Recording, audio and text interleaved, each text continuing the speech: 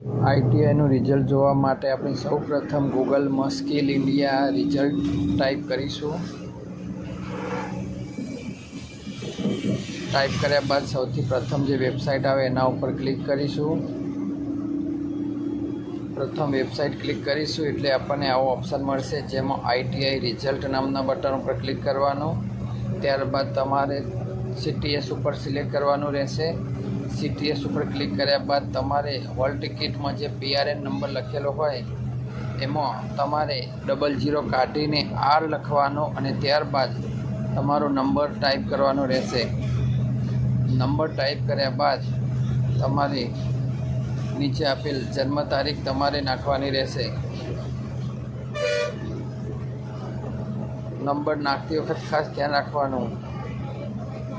હવે જન્મ તારીખ સિલેક્ટ કરવાની. જન્મ તારીખ સિલેક્ટ થઈ ગયા બાદ તમારે અહીં જે નીચે સબમિટ નામનું બટન આપ્યું છે તેના પર ક્લિક કરશો એટલે તમને તમારું રિઝલ્ટ જોવા મળશે. છે ને એકદમ આસાન.